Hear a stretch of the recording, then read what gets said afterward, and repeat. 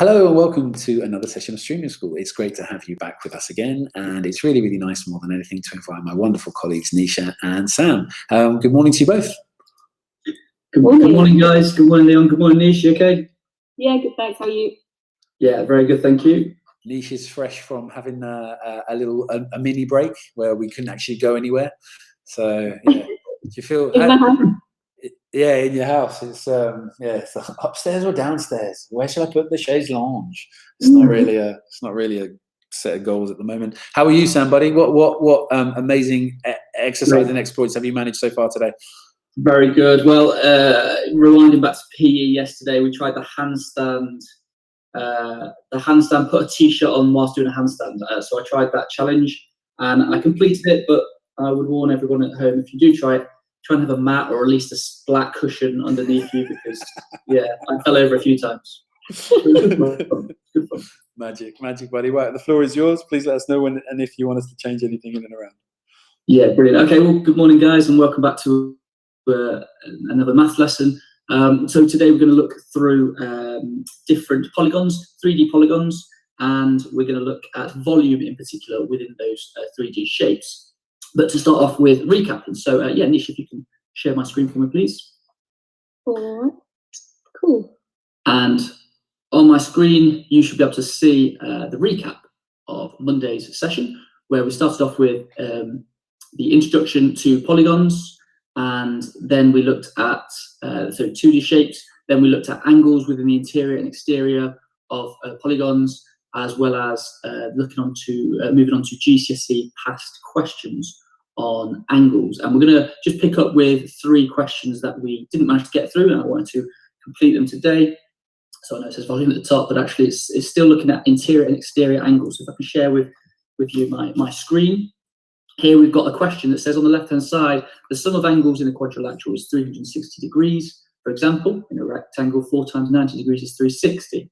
So now what you have to do is show whether or not Zach is correct. And of course, he's incorrect. He says that 5 times 90, which equals 450 degrees, that is correct, is the sum of angles in any pentagon.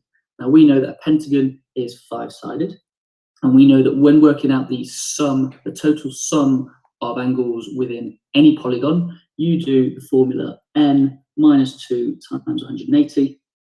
So for his pentagon, his 5-sided shape, 5 replicates n minus 2, which gives us 3 times 180. And as we know it, it is 540. Okay, so the sum of angles within a pentagon should be 540. So you tick obviously the no box, and that will be your working out for your 2 marks. So that's a past paper GCSE question. And we've got another example here. We're looking at angles and bearings as well. So you could feel free to draw your little compass if you like. And you've got your north, south, east, west, and you might want to put in here your northeast, southeast, southwest, and northwest. I'm just going to put these 4 in here. Of course, that's south and west. So we start off at southwest down here, and the question is, how many degrees do we turn clockwise to east? So we want to end up here and start off here. So of course, if we go 45 degrees at a time, 45, 90, 135, 180, and we end up at 225, which is our third option. So 225 degrees, 225 degrees is the answer. And the final example that we want to work on, looking back at interior and exterior angles in a shape, in a polygon. It wants us to find out the size of angle x. So we know that the angles on a straight line, which BCD is a straight line, as it says here. So angles on a straight line equal 180.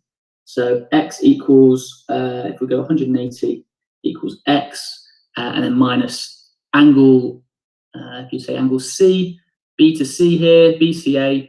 This angle here we know is 60 degrees. Now, how do I know that this is 60 degrees?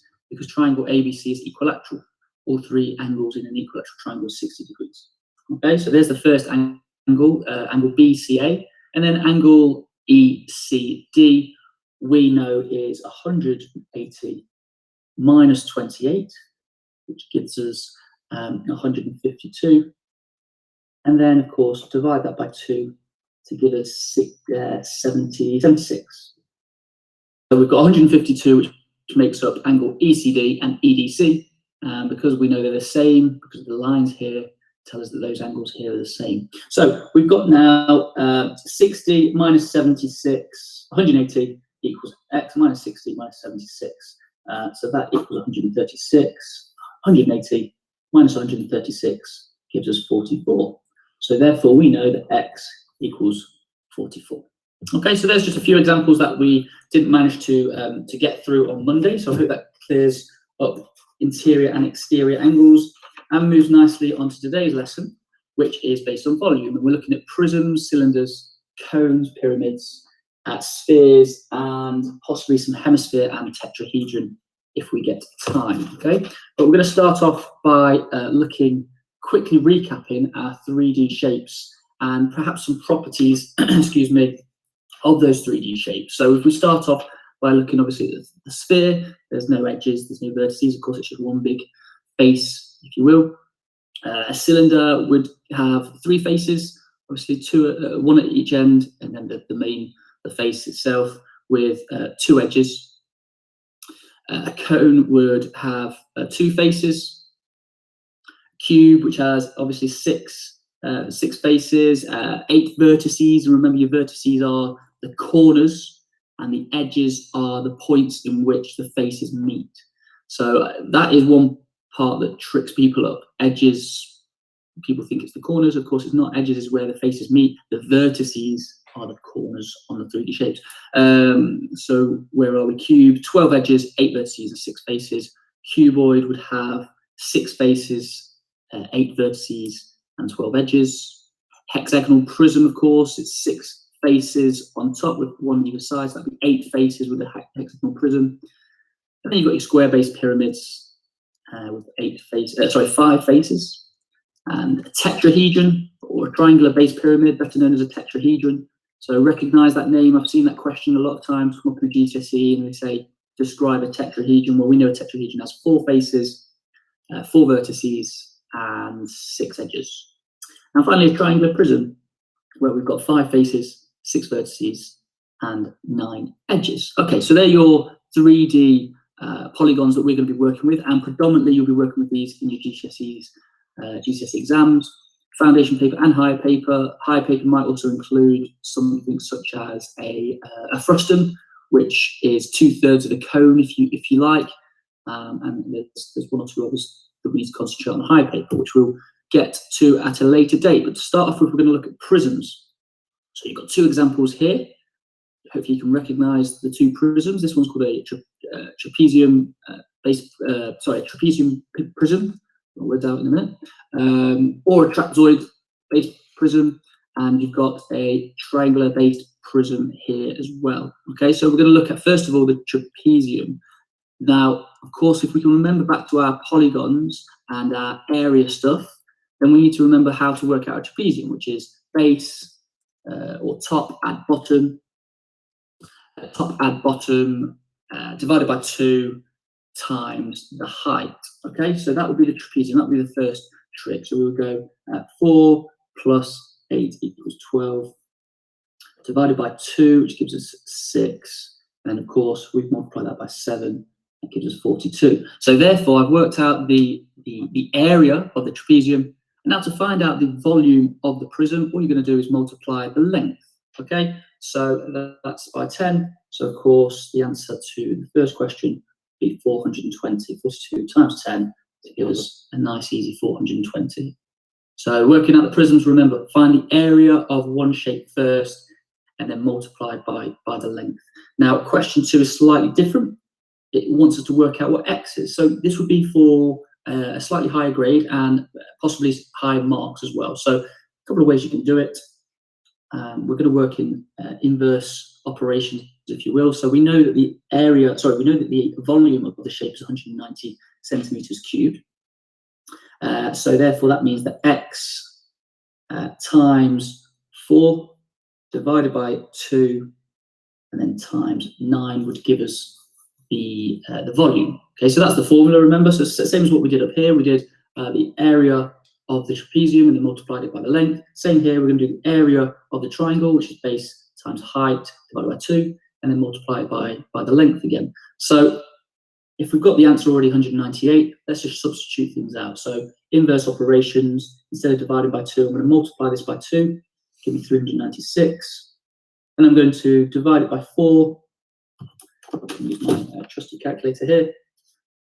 Hopefully you can see that at home. Let's go over here, shall we? That's better. So we've got 396 divided by 4, which gives me 99. And then it says divided by 9 as well. So inverse operations divided by 9, which would give me 11. So therefore, x equals 11. And again, we can substitute that back in to make sure that my answer is correct. So if x was 11, 11 times 4 is 44, divided by 2 is 22. 22 times 9, brilliant, gives me 198. Okay, so there are some prisms for you. Now we're going to move on to cylinders.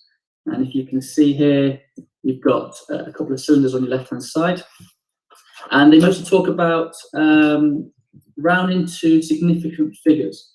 So be aware that the difference between rounding to decimal places and significant figures, we'll focus on that shortly. So the first question here says a cylinder has the height of 24 centimeters and a radius of 4 centimeters. So of course, the formula for cylinder, very much like the same as very similar to that of a prism, which is find the area of the circle first and then just multiply the length of the cylinder. So of course here we've got 4 squared, which gives us 16. And I'm going to times that by pi, which you could do 2 things. You could go 16 times by 3.14 as we know it. And in your GCSEs, they will, unless they specify, they will allow 3.14 to be used in terms of pi instead of saying 16 times and then the pi button down here. So you could just use 3.14, which gives us 50.26. And once you've found out the area of the cylinder, area of the circle at the top, then of course we're just going to multiply that by 24. So 50.26 multiplied by 24 gives us 1206.24. And going back to the actual question, it says give your answer correct to 3 significant figures. So of course we're just going to round that, and we're going to say 1,210. 1,210. Okay, so moving on to the second question. We've got calculate the volume of the cylinder. Give your answer again correct to 3 significant figures. So if we looked at the area of the circle, which again is 4, the radius is 4, so 4 squared, and then we times that by pi, which actually we can use this number up here that we used earlier. It's the same answer. So we've got 56 again, but this time the length is slightly shorter. So if we multiply 50.26 and we multiply that by 15, that gives us 753.9. 753.9, and we're looking at moving this number, or keeping it the same, depending on the number beyond it. So we'll move the answer to 754 for rounding to 3 significant figures. Okay, so that's cylinders. We're racing through these shapes in terms of volume, which is fantastic. We're going on to cone now. So slightly harder question. This would be looking at a grade 5, the top end of foundation paper, possibly grade 6 if it involves decimals and possibly algebraic notation or fractions as well. So just be aware of that. In terms of the cone itself, the vertical height here is 8 centimeters. The radius is 5 centimeters. So very similar to our cylinder, we're going to find out the area of the circle first. So again, we're going to go 5 squared, which gives us 25. And we're going to go 25 times by 3.14, which gives us 78.5. And then we're going to times that by the vertical height, same as the cylinder. We can times that by 8, which gives me 628. Oops. And then finally, because it's a cone, Similar in a way to a triangle. Triangle you divide it by 2. Because it's a 3D shape and it's a cone, we're going to instead of divide it by 2, we're just going to divide it by 3. We'll divide that by 3 to give us 209. As you can see, 0.3 reoccurring. And again, if we look at the question itself, it says give your answer correct to 3 significant figures. The third significant figure is the 9, and 0.3 beyond it. So the answer would be 209. Okay, so that's a cone. And we're going to probably have time to finish off pyramids. In fact, we do, so that's fantastic. Again, we would look at the base of the pyramid. So for both of these, they're not square-based pyramids, they're rectangular-based pyramids. Question 1, if we just work out the rectangle first, so you'd have yourself 18 times 12, of course, which gives us 216. So the base is 216, and then we're going to times it by the vertical height, which is 19. Times that by 19 gives us 4,104, and very much the same as a cone. The pyramid is also divisible by 3. So if we divide it by 3, we've got 1,368. Okay. Okay. So then we move on to the second pyramid, where we've got 4 times 10, which is 40. Let's have a go at this one without a calculator if we can. 4 times 10, which is 40, times by 8 to give us 320. And then, of course, 320 divided by 3. I say, of course, I'm not going to lie, I have to use my calculator because it is a decimal, which is 106.6666 recurring. And if we go around to 3 significant figures, which seems to be the common theme, then we're going to round it to 107. Goes 6 moves up. Okay, so don't forget pyramids and cones, you're both dividing them by 3. Find the base of the cone, find the base of the pyramid, and then multiply it by the vertical height. And I think we've got time actually for one more, which is the sphere and the hemisphere. The sphere was going to start off because once you know a sphere, then for the hemisphere you simply divide it by 2. So if we look at the sphere, the formula for a sphere is quite a tricky one. So if I can just load up my screen again. We'll go through the formulas in a second. But the first thing for the sphere again is work out the area of the actual circle. So we start off by finding out that it's 4 squared. But because it's a sphere, instead of 4 squared, we're going to go with 4 cubed. So we know that 4 cubed gives us 64. And then once you've cubed the sphere, you're looking to multiply it by pi. If I can get my calculator back here, 64 times 3.14, which would give us 200. I'll just put pi there, 296. And then we need to find 4/3 of 200.96. So of course you could divide by the bottom times by the top. If we divide it by 3, which gives us 66.99, if you will, and then multiply that by 4. And in terms of the question, it doesn't specifically ask for rounding it to significant figures for the first question here. So if it doesn't specifically ask, just get into good habits and unfortunately write down the full amount that you have on your calculator. Okay, so that is how to work out a sphere. I think we've just run out of time in terms of the hemisphere, but very simple, same as a sphere, although the formula for a sphere, which I can share with you on the next screen. So you're doing 4/3 of pi r cubed. For a hemisphere, you just divide that by 2. So you're doing 2/3 of pi r cubed. But they're the formulas of the 3D shapes that we've worked through, which is prism, cylinder, the cone, the pyramid, sphere, and the hemisphere. And on Friday, we'll start off with the first few minutes working on tetrahedron. But Nish, if you can share my screen, please. All right, cool. So that's the end of today's tutorial, really. We've done some fantastic stuff working from grade 3 up to grade 7, sphere and hemisphere, and we'll get time on Friday to work on grade 8, 9, the top end of the higher paper, which bases on frustums and tetrahedrons. I hope you enjoyed today's lesson. Have a good day. Couldn't even pronounce some of those words, and I was an English teacher. From a what and tetra what? Yeah, a frustum, which is 2/3 of a cone, if you will, and a tetrahedron, which is just a fancy name for a triangular based pyramid. So 4 sides that are all triangular. I really like that word though, tetrahedron. I'm gonna use that a lot. So bailing on maths at C grade GCSE has made me miss out on things in life, Sam. Should have kept up with that. Right, Nish, all yours, my dear. Okay, cool. I actually miss math. You know what? I don't deal with maths with numbers, and it's just like the basics of the numbers. But maths is the science to unlock computer code, to unlock problems, to unlock understanding, mathematical models. Like if you know that stuff, it must be. And I mean this with my full goodwill hunting geek hat on. It must be exhilarating.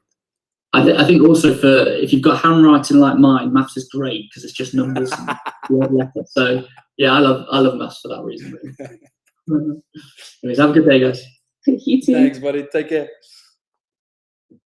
All right. So the optional task for maths today is a worksheet, and there are some cuboid questions on it. Yep. And it loads. There aren't that many questions. Please have a go, and because Sam's lesson was great.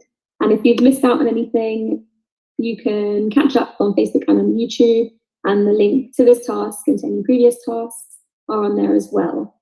Up next, we have, what do we have? I've totally forgotten. Drama. We have drama.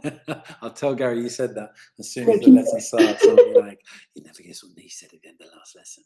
But got to get some drama in during the lockdown, Nish. Oh, gosh. Brilliant. Thank you so much, my dear. I'll see you very shortly.